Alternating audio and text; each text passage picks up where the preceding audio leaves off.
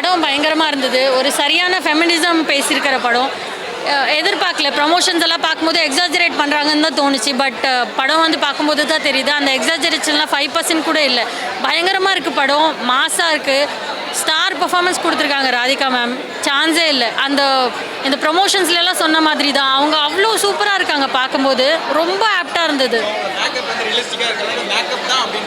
இல்லை, ரொம்ப ரொம்ப ரியலிஸ்டிக்காக இருக்குது எல்லாமே. எதுலேயுமே பார்க்கும்போது அந்த நம்ம கூட அந்த மேக்கப் பார்க்கும்போது எங்கேயாவது குறை தெரியும் அப்படின்னு எதிர்பார்ப்போம். பட் எதுவுமே இல்லை, பர்ஃபெக்டாக இருந்தது எல்லாமே. இல்லை, ஆக்சுவலி ட்ரெய்லரில் வந்து 5% கூட காமிக்கல. பட் படமாக பார்க்கும்போது 200% இருக்காது. ஸோ ட்ரெய்லர் ஒன்றுமே இல்லை. படம் வந்து பிளாக் பஸ்டராக இருக்குது. தேங்க்யூ. நீ வந்து ரஜினி வந்து வயசானவர் தான் இருந்தாலும் வந்து அவங்க கெட்டப்புக்கு ஏற்ற மாதிரி. ஏன்னா அவங்க பண்ணியிருந்தா கூட ரஜினி சார் பண்ணியிருந்தா கூட ஒரு கூட இருக்காது.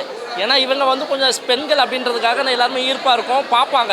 ஏன்னா ஆண்கள் வந்து இந்த மாதிரி நக்கல் நையாண்டித்தனம் பண்ணால் ஏற்றுக்க மாட்டாங்க, ரொம்ப ஒரு மாதிரி கலாய்ப்பாங்க. ஏன்னா பெண்களுக்கு ஓகே, அது மாதிரி தான் இருக்குது. சிவகார்த்திகேயன் தவிர வேறு யார் எடுத்திருந்தாலுமே படம் வந்து இந்த அளவுக்கு வெளியே தெரியுமான்னு கேட்டால் தெரியாது. ஏன்னா அப்படி கிடையாது இல்லையா, அவர் இருக்கிற இடம், அவர் அந்த பண்ண ப்ரொமோஷனு.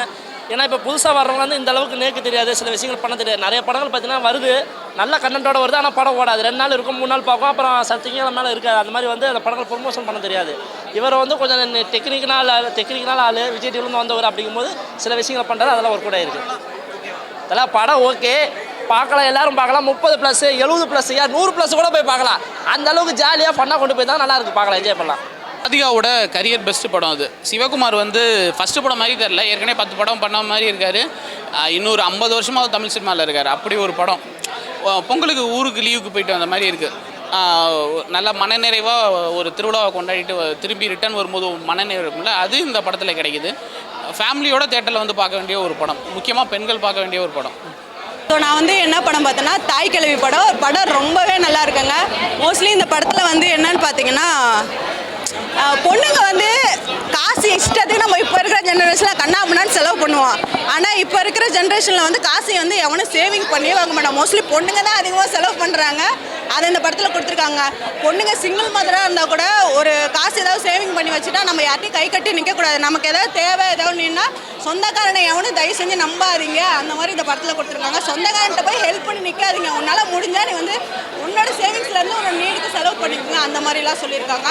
லாஸ்ட்டில் வந்து வயசான காலத்தில் பெற்றவங்களை பார்த்துக்கணும் எவ்வளோ முக்கியம், அதையும் சொல்லியிருக்காங்க. இதில் நிறைய 3 மெசேஜ் சொல்லியிருக்காங்க. 3 மெசேஜுமே வர்த்தான மெசேஜ். ரொம்பவே நல்லாயிருக்கு படம். இதில் பார்த்தீங்கன்னா கேமியோ வந்து அதில் நடிச்சிருக்க எல்லா ஆக்டர்ஸுமே கரெக்டான கேமியோ கொடுத்துருக்காங்க. ஸ்க்ரீன் ப்ளே பார்த்தீங்கன்னா வில்லேஜ் கெட்டப்பில் இருக்குது. ஸோ வில்லேஜ் ஸ்டைலில் எப்படிலாம் இருக்குமோ அந்தமாதிரி ஸ்க்ரீன் ப்ளே கொடுத்துருக்காங்க. மியூசிக்கும் ரொம்பவே நல்லாயிருக்கு. மியூசிக்லாம் ஃபஸ்ட்டு எடுத்துமே மியூசிக்கு பேக்ரவுண்ட் மியூசிக் போட்டு அப்படியே வைப்பாக இருந்துச்சு. இந்த கிராமியம் இதெல்லாம் சார்ந்த மாதிரி மியூசிக் போட்டுருக்காங்க. சூப்பராக இருக்குது. சாங் எல்லாருமே நல்லாயிருக்கு.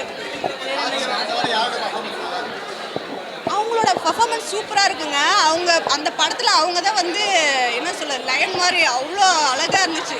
லாஸ்ட்டில் ஒரு சீன் கொடுத்துருக்காங்க. அந்த சீனை பார்த்தா அப்படியே கடவுளே உட்காந்துருக்க மாதிரி இருக்குது. அப்படியே அழகாக இருக்குது. அவங்களோட ஆக்டிங் சூப்பராக இருக்குது. மற்றவங்க நடித்த மற்ற ஆக்டர்ஸுமே அவங்களோட ஆக்டிங் சூப்பராக இருக்குது. மோஸ்ட்லி அதில் வந்து ஃபன்னு தாங்க, சிரிச்சுக்கிட்டே இருக்கலாம்.